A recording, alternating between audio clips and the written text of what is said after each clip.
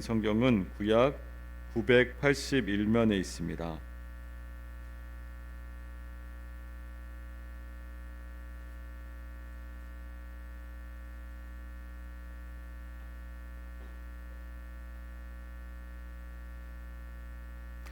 다 찾으셨으면 우리 한 절씩 교독하고 마지막 절은 함께 읽겠습니다. 제가 먼저 봉독합니다.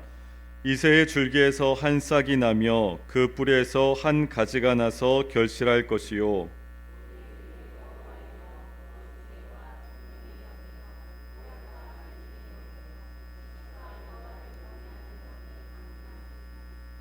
그가 여호와를 경외함으로 즐거움을 삼을 것이며 그의 눈에 보이는 대로 심판하지 아니하며 그의 귀에 들리는 대로 판단하지 아니하며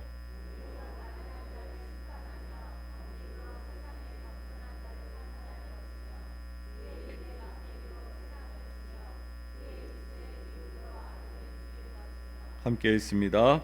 공의로 그의 허리띠를 삼으며 성실로 그의 몸에 띠를 삼으리라. 아멘. 이 시간 마르다 찬양대 찬양이 있겠습니다.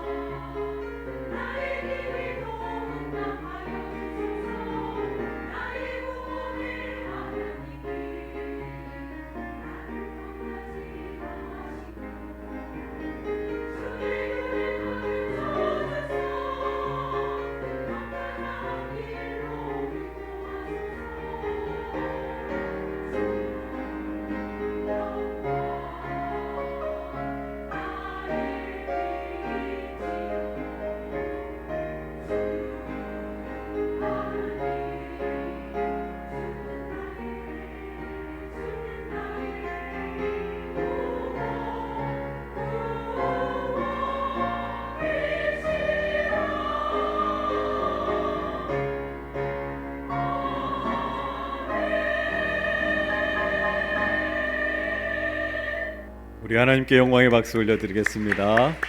하나님께서 귀한 찬양 받으신 줄로 믿습니다.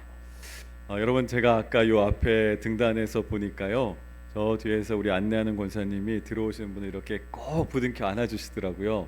근데 그 모습이 너무너무 보기 좋은 거예요. 근데 그때 문득 이런 생각이 들었습니다. 우리 주님께서 우리를 저렇게 꼭 안아주시니까 우리가 얼마나 좋은가, 이런 생각이 드는 겁니다. 한번 따라 하실까요? 예수님은 우리를 꼭 안아주십니다. 아멘. 네, 예수님께서 우리를 꼭 안아주시면요, 추위에도 따뜻한 거예요. 여러분, 지금 혹시 추우십니까? 아니죠? 네, 오늘은 미리 좀 따뜻하게 히팅을 해놨습니다. 지난 주일에 좀 춥다고 하신 분들이 계셨어요. 근데 오늘은 요 수리도 다 되고 따뜻하게 해놔서 전혀 춥지가 않습니다. 또 너무 따뜻하면 여러분들 졸음이 오실 거 아니에요. 네. 요즘에 식물을 키우는 분들이 참 많은 것 같습니다. 집에서 식물을 키우는데요. 식물을 잘 키우는 사람을 뭐라고 부르는지 혹시 아세요? 네, 식집사라고 한답니다. 식물을 잘 키우는 사람은 식집사라고 한답니다. 저희 가정에도요, 이사 온 이후에 식물을 하나 이제 새로 샀습니다. 기존에 있는 식물들이 있는데 화분을 하나 샀어요. 그래서 이 화분을 잘 키워보려고 했는데 2주 만에 시들어 버린 거예요. 사실 새로운 집에 이사 갈 때마다 요 종류의 화분을 샀는데 꼭 그때마다 실패했던 것 같아요. 어떤 식물일까 궁금하실 텐데 혹시 율마라고 들어보셨어요? 네, 율마라는 식물이 있습니다. 이렇게 파랗게 푸릇푸릇하게 이렇게 생겼는데 아주 까다로운 식물이에요. 이 율마라는 녀석은요, 물, 바람, 햇빛 이것이 다 갖춰줘야 돼요. 그것도 아주 정확하게 갖춰줘야지만 살 수가 있는 녀석입니다. 그냥 쉽게 생각하고 도전하면 저처럼 금방 죽이기 쉽지가 않은 녀석이죠. 근데 이 율마라는 녀석을 보면서 깨달은 것이 한 가지 있습니다. 키우는데 정성을 쏟지 않으면서 살아나기를 기대하는 것이 참 어리석은 것이었구나라는 그런 생각이 들었던 거예요. 여러분, 그 식물 결국 구루터기와 같이 잘려나가는 그런 모습이 됩니다. 줄기가 끊어지고 밑둥만 남아버리는 안타까운 그런 현실이 되어버리는 거예요. 근데 여러분, 사실 우리의 인생이 이와 비슷할 때가 많지 않습니까? 우리가 살아가는 인생을 보게 되면 기대했던 것들이 시들어지고 관계가 끊어지고 내가 붙잡았던 것들이 무너질 때가 있단 말이죠. 우리가 직장 생활을 하든 가정 생활을 하든 학교 생활을 하든 내가 기대하고 내가 소망하고 내가 붙잡았던 것들이 끊어질 때가 반드시 있다라는 겁니다. 마치 여기서는 더 이상 아무 일도 일어나지 않겠구나 라고 그렇게 소망이 없어지는 그런 순간이 있다라는 겁니다. 오늘 우리가 읽은 이사야 이 11장 말씀은요, 바로 그런 소망이 사라진 자리, 우리의 기대가 끊어진 그 자리에서 시작하고 있습니다. 이스라엘 신앙 공동체가 완전하게 무너졌어요. 이스라엘 백성들이요, 하나님 앞에서 그 신앙을 이어던 그 공동체가 완전히 무너져 버린 거예요. 잘려나간 줄기처럼 끊어졌습니다. 그루터기밖에 남지가 않았어요, 이스라엘 백성들이. 그러나 하나님께서 그 자리에서 말씀하십니다. 그루터기에서 내가 새 싹을 나게 하리라. 이것이 하나님의 약속이었습니다. 그 싹이 누구입니까? 예수님인 줄로 믿습니다. 그 싹은 바로 예수님이었던 거예요. 구약의 예수님에 대한 예표입니다. 여러분, 이스라엘이 무너진 것은요, 단순한 실패가 아니었어요. 죄로 인한 붕괴였습니다. 하나님의 말씀을 듣지 않고 하나님 말씀대로 순종하지 아니한 이 이스라엘의 죄악이 문제였던 거예요. 왕들이 부패했습니다. 예배는 타락했어요.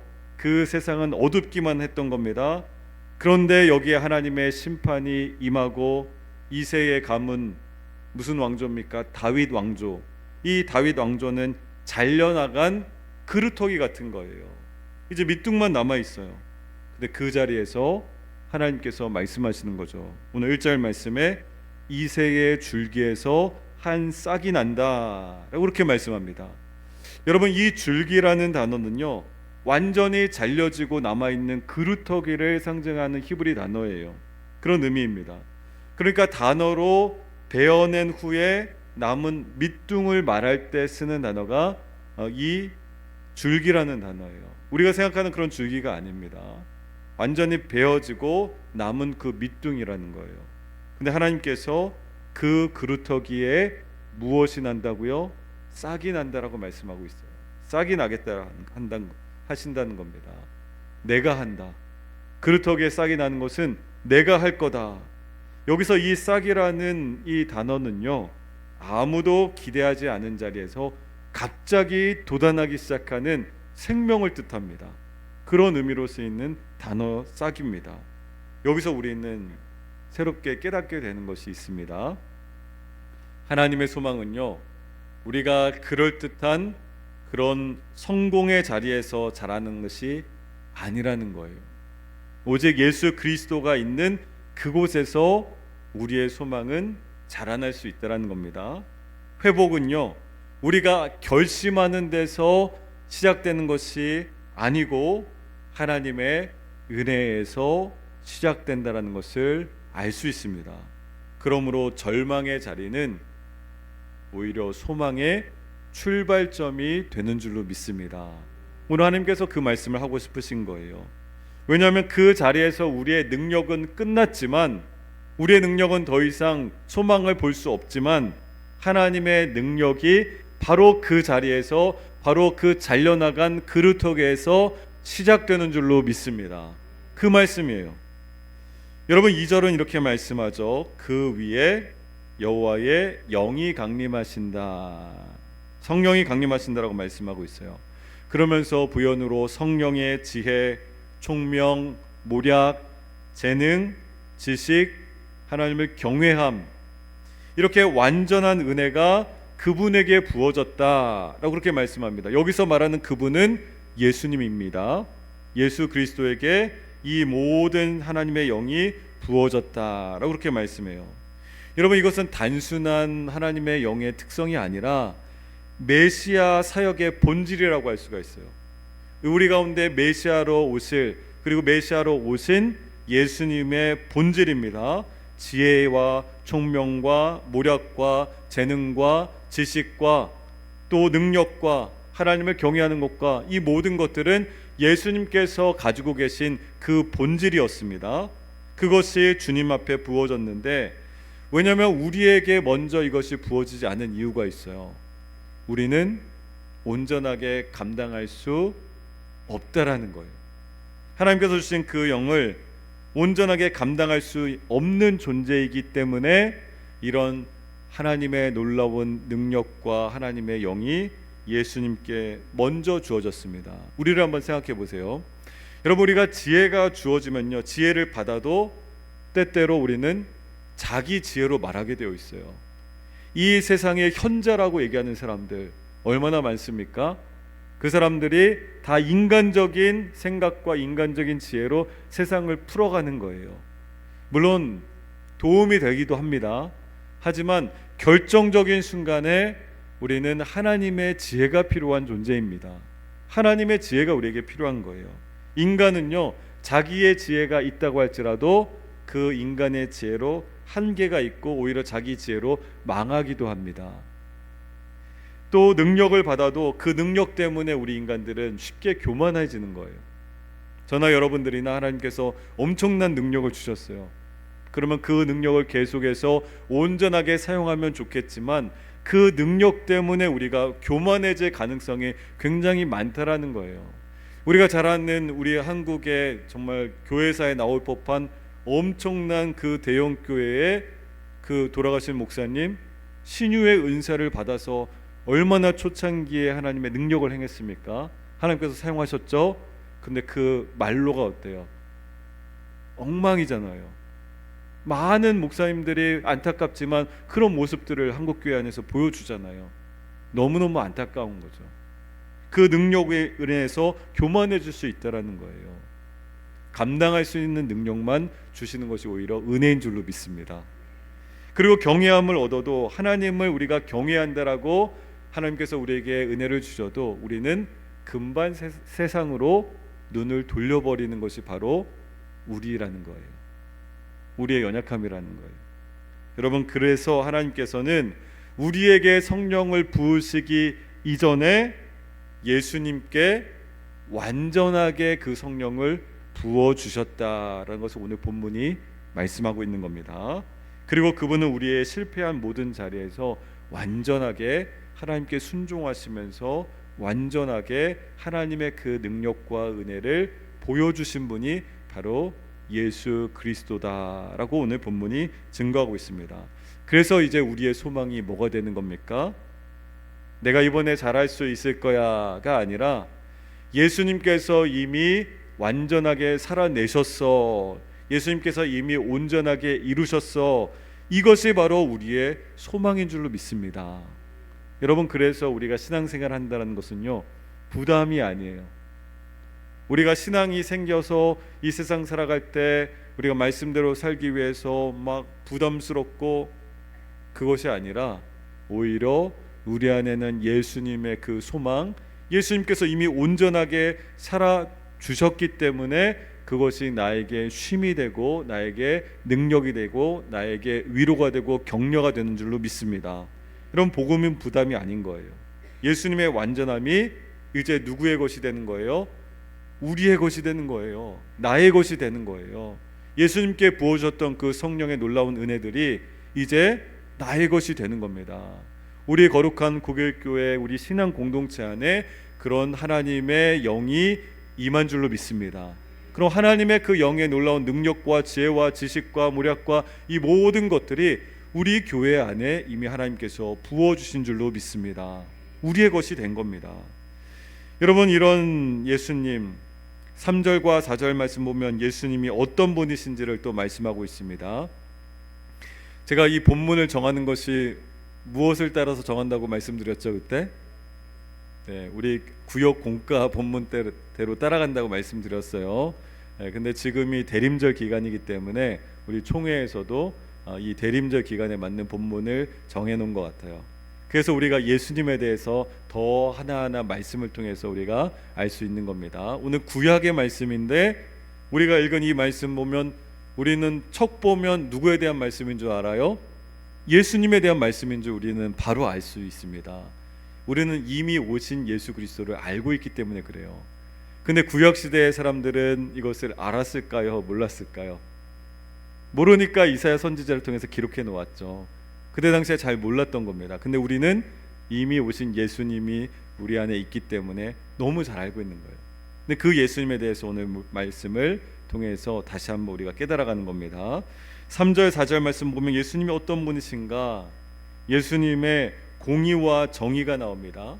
근데 이 예수님의 공의로움은 사실 하나님의 성품의 의로움이라는 거예요. 하나님의 성품이 나타나는 그런 의로움이라는 겁니다. 다시 말하면 관계 회복을 위한 의로움이었던 거예요. 하나님과 우리 사이의 그 관계를 회복하기 위해서 이 예수님의 정의, 공의는 반드시 필요했던 겁니다. 예수님께서 이 땅에 오셔서 어떻게 하셨어요?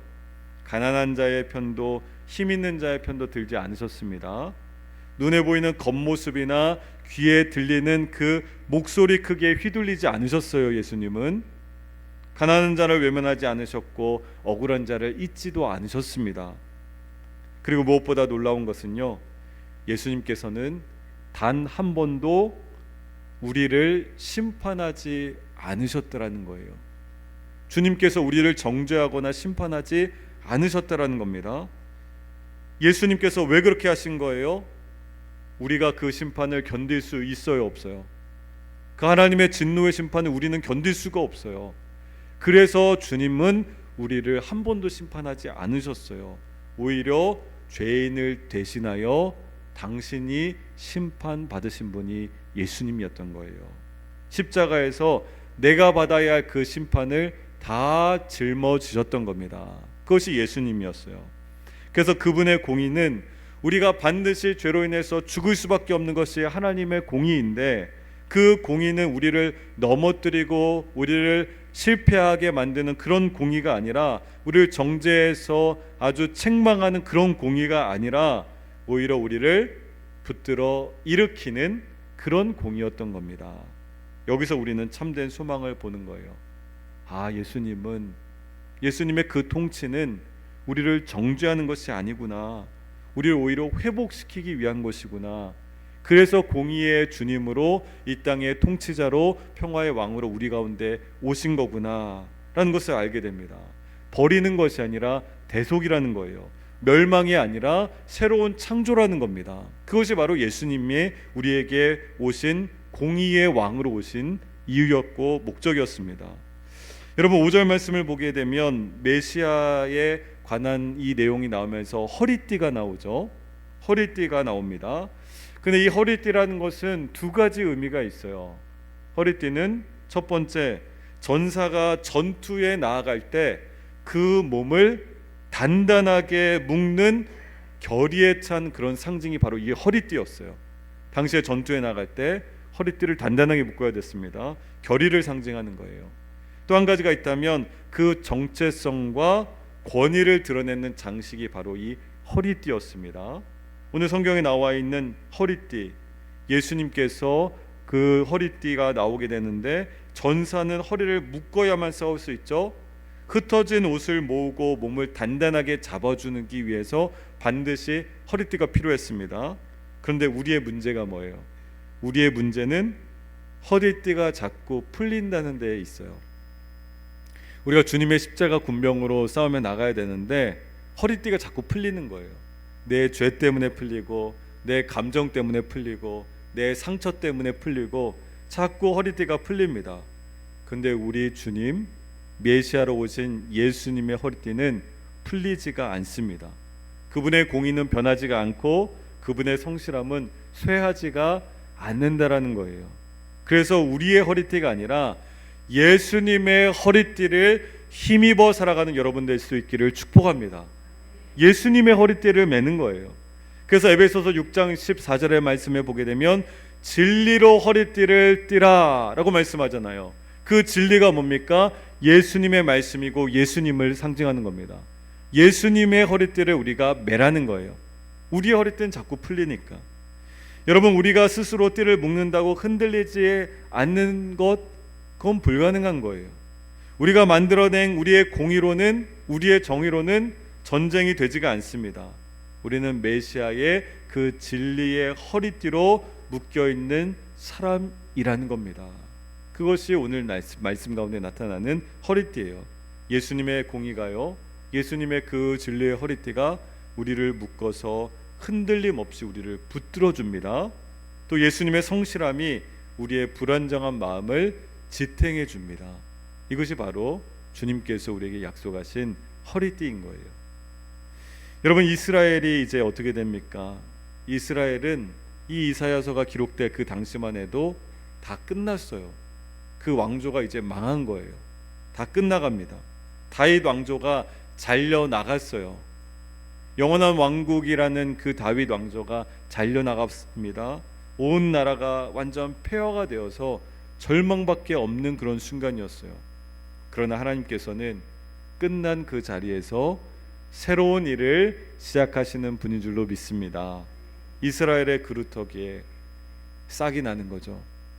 이스라엘의 그 싹이 누굽니까? 예수 그리스도였고, 우리의 지금 절망의 자리, 이 삶의 자리에 싹이 누굽니까? 예수님이었던 겁니다. 여러분, 우리는 종종 인생에서 잘려나간 그런 순간들을 경험하게 돼요. 계획이 꺾이고요, 관계가 꺾이고요, 힘이 빠지고요, 이제 더 이상 소망이 없다 싶을 때가 있죠. 성도님들 만나서 기도 제목을 듣다 보면 우리 육신의 질병 때문에 이제 꺾여 있는 분들이 있어요. 얼마나 안타까운지 모릅니다. 함께 기도하면서 중보하지만 정말로 이 성도님이 하나님의 은혜 가운데서 내 육신은 꺾여 있더라도 주님께서 주신 그 소망은 꺾이지 않았으면 좋겠습니다라는 기도가 간절한 거예요. 사업을 하시는데 사업이 잘 되지가 않아요. 경기가 어렵다. 우리나라 경제가 언제 좋았던 때가 있습니까? 항상 어렵죠. 근데 그 가운데서도 너무너무 힘든 거예요. 이제 정리를 해야 됩니까? 정리도 쉽게 마음대로 계획대로 안 됩니다. 꺾여 있을 때 하나님, 이 가정이, 이 사업장이 정말 그 상황은 지금 꺾이고 너무너무 힘들지만 하나님께서 주신 소망으로 회복의 하나님의 약속은 꺾이지 않기를 바랍니다 라는 그런 소망이 우리 안에 있는 겁니다. 여러분, 자녀들을 키울 때도 어떻습니까? 이 세상에서 제일 내 마음대로 안 되는 게 누구예요? 어떻게 아세요? 자식들 내 마음대로 제일 안 되죠. 아마 우리의 부모님 세대들도 그렇게 생각하셨을 것 같아요. 그런데 이 자녀들 하나님께 맡길 때, 그때 우리의 소망이, 우리 자녀들에게 주신 소망이 하나님의 놀라운 소망과 은혜로 꺾이지 않은 줄로 믿습니다. 하나님께서 그렇게 인도해 가시는 거예요. 그래서 하나님께서 말씀하시는 거죠. 소망이 없다 싶을 때 이제는 소망이 있다. 이제는 그루터기에 싹이 날 것이다. 너무 잘려나간 것처럼 보이지만 나는 끝내지 않았다. 세상은 끝났다. 소망 없다. 이제 너희는 끝이야. 이제 다시 재기하기 힘들 거야. 이렇게 얘기해도 하나님께서는 나는 끝내지 않았어. 나는 그 자리에서 다시 새싹이 나게 할 것이다 라는 약속을 주시는 겁니다. 그 약속 붙들고 살아가는 우리 9일의 성도님 되기를 축복합니다. 그 약속이 있어서 우리 안에 용기가 있는 거예요. 위로가 있는 겁니다. 지금도 우리의 무너진 자리가 있잖아요. 우리의 실패의 자리가 있잖아요. 힘이 완전 빠진 그 자리에서 새로운 일을 행하시는 주님을 오늘 본문에 약속하고 있습니다. 여러분, 어쩌면 여러분들의 삶의 자리 가운데 지금 남아있는 것 볼품없는 그루터기일 수도 있어요. 나는 나이가 많아서 이제 힘도 없어졌어. 나는 지금 형편과 처지가 어려워서 교회 봉사하기 어려워. 나는 지금 먹고 살기도 바쁜데 무슨 내가 주의 일을 해. 여러 나의 그루터기가 볼품없는 그루터기일 수도 있어요. 그루터기는 보기엔 초라하지만 하나님의 눈에는요, 하나님께서 주시는 새싹이 나는 그루터기인 줄로 믿습니다. 그 새싹이 우리의 인생 가운데 자라나는 거예요. 하나님께서 우리 국일교회 신앙의 공동체 가운데 자라나게 하시는 거예요. 여러분, 우리 교회가 56년의 역사를 가지고 있습니다. 결코 짧은 기간이 아닙니다. 여러 세대가 왔다가 간 그런 우리 교회예요. 그리고 아마 지금 여기 우리 연세 있는 우리 장로님, 권사님들 생각하실 때 그 젊은 청년의 나이 때 우리 국일교회가 생각나실 거고, 지금 50 이제 60을 바라보고 계속해서 나이가 들어가는 우리 교회가 아마 그려지실 거예요. 그런데 그 가운데 때로는 우리가 옛날에 힘있고 왕성한 그런 모습의 줄기가 지금은 보이지 않고 꺾여 있다 할지라도, 혹여는 우리의 인간의 계획으로 볼 때는 잘려나가 있는 것처럼 보일지라도 하나님께서는 우리 신앙 공동체 안에 무엇을 약속하시는 거예요? 새싹을 약속하시는 줄 믿습니다. 새로운 소망을 주시는 줄로 믿습니다. 그래서 우리가 힘을 가지고 용기를 가지고 하나님 말씀의 약속 가지고 우리 교회 공동체가 힘있게 나아가야 하는 줄로 믿습니다. 저와 여러분들에게 그런 사명을 또한 주신 거예요. 여러분, 제가 이제 새벽마다 부르짖으며 기도하는 것이 있어요. 우리 장로님들과는 지난 10월에 워크숍을 같이 했습니다. 당연 워크숍을 했어요. 그때 같이 이제 비전을 공유하면서 우리 교회에 보여주신 사명이 있었어요.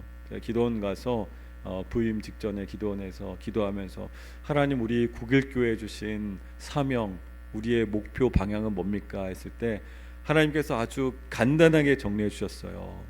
우리 국일교회는 하나님 나라를 예수 그리스도의 복음으로 세워가는 성령으로 하나된 신앙 공동체입니다. 이것이 하나님께서 주신 소망이었어요. 근데 이 짧은 한 문장 안에요, 엄청난 것이 담겨 있습니다. 자세한 내용은 제가 신년에 이제 발표할 생각인데 이게 조금 맛배기로 알려드릴까요? 말까요? 장로님들은 다 알고 계세요. 제가 워낙 자주 반복해서 한 가지만 말씀 먼저 드리면요, 국일교회, 우리 국일교회라는 이름이 나라 국자에 하나의 일자 쓰는 거 아시죠? 그래서 어떤 잘 모르는 분들은 국일교회는 무슨 뜻이에요? 이렇게 묻는 분들이 참 많더라고요. 그런데 제가 조금 전에 국일교회는 뭐라고 했어요? 하나님 나라를 세워간다고 했죠. 우리 교회의 그 국자는 하나님 나라 국이었던 거예요. 그냥 잘 모르시는 분들이면 교회 이름이 좀 특이하네, 어떻게 나라 국자를 쓰셨어, 이렇게 생각할 수 있잖아요. 근데 그 다 히스토리가 있잖아요. 우리 교회 역사 이름이 붙여지는 데는 우리 진장로님 가정에서 개척하면서 그런 히스토리가 있는데, 그 국자는 사실 하나님 나라를 세워가는 그 하나님 나라를 뜻하는 국자였던 겁니다. 그리고 하나의 일자를 쓰잖아요. 이 하나의 일자는 성령 안에서 하나된 신앙 공동체, 우리가 다 성령 안에서 하나 되게 하신 거예요. 각양 은사를 주셨지만 우리를 하나 되게 하신 겁니다. 그런 하나된 신앙 공동체로 세워가는 하나님께서 우리 국일교회 되게 하신 줄로 믿습니다. 국일이라는 의미가 너무 명확하게 하나님께서 보여주시는 거예요. 기도하는 중에. 여러분, 그렇게 우리 교회가 그루터기 안에 있다 할지라도 그 안에서 새로운 싹을 내시고 소망을 주시고, 또 여러분들의 각 가정에서, 우리 구역에서, 또 우리 교회에서 여러 모임과 여러 섬기는 모든 사역 가운데서 하나님 주시는 새로운 소망으로 힘있게 살아갈 수 있는 우리 국일의 모든 성도님들 될 수 있기를 예수님 이름으로 간절히 축원합니다. 그래서 그렇게 살아갈 때 이 약속이 반드시 하나님의 때에 하나님의 방법으로 하나님의 은혜 가운데 이루어질 줄로 믿습니다. 그렇게 소망하는 우리 모두 될 수 있기를 다시 한번 예수님 이름으로 간절히 축원합니다. 하나님 아버지, 감사합니다. 저희들은 참으로 부족하고 연약하지만 하나님께서 주시는 은혜 가운데 이렇게 살아왔습니다. 하나님, 우리 교회도 신앙 공동체로 하나님께서 지난 56년 동안 그 역사와 전통 가운데 하나님의 놀라운 은혜로 지내왔음을 고백합니다. 이제는 하나님, 때로는 그루터기와 같은 그런 상황일지라도, 그런 처지일지라도 우리에게 소망을 주시고 싹을 내시는 그런 우리의 가정, 우리의 직장, 우리의 학교, 우리의 교회, 하나님께서 주신 우리의 삶의 현장이 될 수 있도록 주여 역사하여 주시옵소서. 예수 그리스도 이름으로 기도함나이다. 아멘.